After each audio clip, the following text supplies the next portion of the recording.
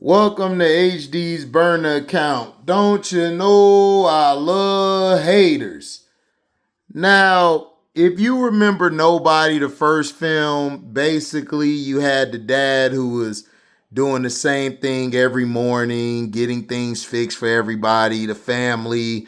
Then he goes to work, then he messes around and he gets into it with somebody, and then all of a sudden, they're trying to come after him and his family, and he has to take it upon himself to practically take them out before they take his family out.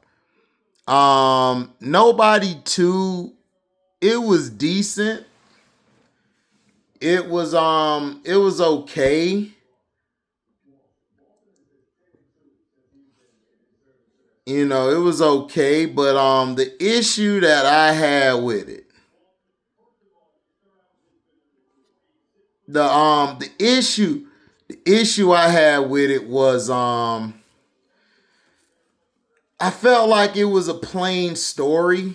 To me, these are movies that you don't really make a sequel to, but because the first one was such a success, it was like, all right, bet we got to make another one. RZA reprised his role in it. He went overseas and learned how to be a samurai and stuff. It was interesting. The husband and the wife basically going through it. The son is basically getting in fights, trying to protect his sister as well as trying to protect himself and the family. Lying about, he's playing sports and this and that when he's getting in fights because people pick on him and his sister and he got to whoop their butt. Now the dad is doing all these missions because remember in the first one, he destroyed all of that stuff. So he owes that. So he's in debt. So he's trying to pay his debt off until he finally said, I'm finna take a vacation, because his wife was like, they need to talk, but then she just stayed supportive. And then when they finally got time to go out of town, they went to a town in Plumville. Plumville is basically nothing but a spot to run narcotics and weapons and stuff through. And RZA had to tell him, like, man, dad just took us there just to get something going on with the job. And they find out about the little queen pin there. She's crazy, the typical crazy lady, and the crazy underlings unalive everybody. They tried to kidnap the sheriff's son. Really, everything was cool until the second in command wanted to fight because his buddies or brothers got their butt whooped by Nobody, which is, I believe, played by I think his name's Bob Odenkirk. I don't know if that's his name. Yeah, Bob Odenkirk. He's basically Nobody. And he wanted to make sure you hit the like button and hit the hype button. Hit the like button and hit the hype button. He basically wanted to take his family out because he felt that they were slipping. Him and his family were slipping. The son was distant. Son finally got a girlfriend. The girls with her friends. So he wanted to take everybody. He wanted to take everybody out to have fun. And he wanted to take them to a place where his brother and him had some of the best time of their life, which was Plummerville. But this time around, these guys, if the second in command would have left everything alone, nothing would have went crazy. But he let his ego and personal feeling get into it, and it's played by Tom Hanks' son, Colin Hanks, who looks just like Tom, dog. Tom spit him out. Tom spit him out. But his character took it personal because they got beat. And instead of him just moving on and not worrying about it, he took offense to it. Sharon Stone did good in her little cameo. She didn't really have a huge part. She was the queen pin, but I loved her part. I loved that the wife could let things fly. Here it is here. Colin Hanks.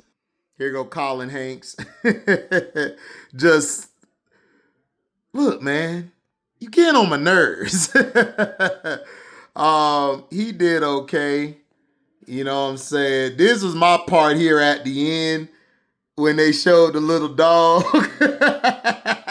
That was funny. Like the dog, and then they stole the other dog from Sharon Stone's character, Christopher Lloyd. Man, he did an excellent job on this.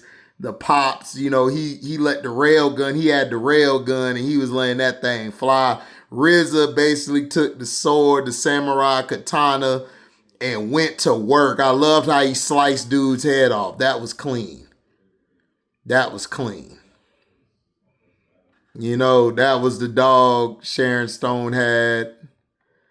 But like this said, a quick cash grab. I mean, it was a good cash grab. I liked this scene here. The son and the dad, he's trying to give him advice, and the son is like, bro, are you serious? Look, what you did was badass, but come on. But it wasn't good as Nobody. Nobody was fresh. It was a lot better. It was well more executed.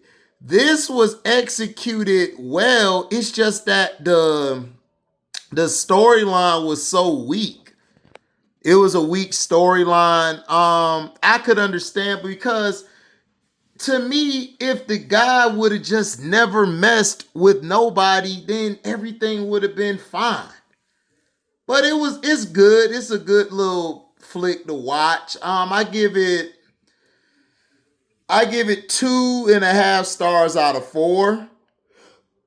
It was okay. It's a fun movie. The first one, I think I gave 3.5 because I love the freshness and execution. The execution was good in Nobody 2. It's just that the story was so bland and it was so short. Make sure you hit the like button and the hype button. And if you want to donate, you can just hit the Cash App. It'll be clicked at the top or in the description box. And if you're new here, subscribe, hit the subscribe button and the notification bell to select all so you can receive upcoming notifications. So that's all I wanted to see from it. I really didn't see a whole lot from it. It could have been a lot better, but hey, it is what it is. I love it. I think I don't know if they're gonna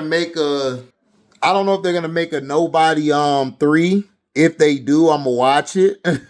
But Nobody 2 was okay. I like the execution. I just felt like it could have like I said, I felt like it could have been a better script. But let me know what you guys think about it. I mean, let me know if you guys think it's a classic, or if y'all feel like, oh no, I think it's better than what it is. Let me know. Let me know how y'all feel about it, because I think it's dope. I think it's a dope movie. I think it's on point. Could have been better, but hey, the execution was good. I just felt like the storyline could have been a lot better.